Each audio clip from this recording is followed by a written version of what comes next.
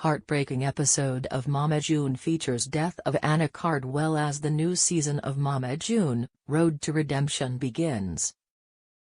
Viewers got an unvarnished look into Cardwell's final days in the latest episode of the WeTV series. Titled One Last Family Christmas, the episode follows Cardwell's family as they come to terms with her rapidly declining health. June Shannon and her younger daughter Alana first gained attention on the TLC reality show Toddlers Tiaras. Family later starred in their own show, Here Comes Honey Boo Boo, from 2012 to 2014. Cardwell was diagnosed with a rare and aggressive form of adrenal cancer, and after undergoing multiple treatments, she decided to stop radiation therapy and enter hospice care. Seeing Anna go through that brings it home, her sister, Lauren Pumpkin Efford, says at the beginning of the episode. When Efford breaks the news to her sister, Alana Honey Boo Boo Thompson, she explains that Cardwell, now living with Shannon, can't leave her alone and hasn't slept in 3 days. Thompson, who was in the middle of college entrance exam season, says she wants to do everything she can to get home and see her sister before she dies. She's my sister, so if I need to come home, I'll come home, she says.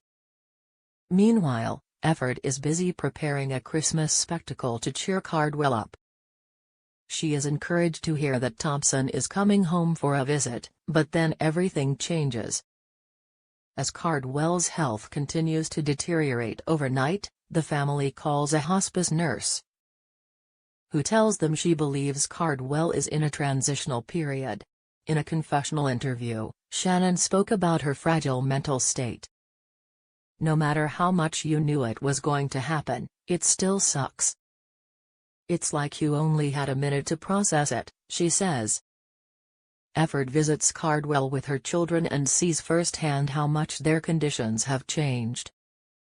She and Shannon have begun calling families to tell them to come and say goodbye when they can. Shannon, whose relationship with her mother is not going well, encourages them to visit Cardwell. My mom and Anna were so close, I allowed this to happen, Shannon said in a confessional interview.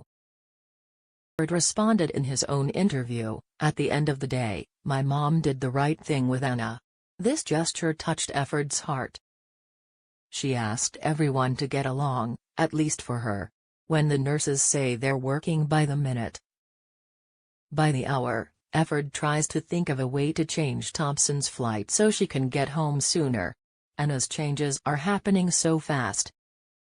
My only wish is that Alana gets to say goodbye to Anna in time, to say what she wants to say, to let her know that I love her. Imagine how much of an impact it would have if Alana didn't get to say goodbye. I couldn't do that. The next morning, Thompson arrives, and Shannon tells him that Cardwell asked about her. I encourage you to say goodbye today, she tells her daughters. I don't think we have much time left, Efford says. When Thompson visits Cardwell, she finds out that her sister hasn't eaten or drunk much in the last 4 days. She talks to Cardwell and tells her she just finished her first semester of college.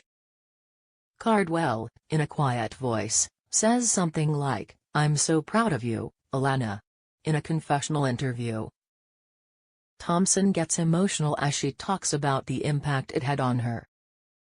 When I told her I had finished my first semester of college, I knew she was proud of me.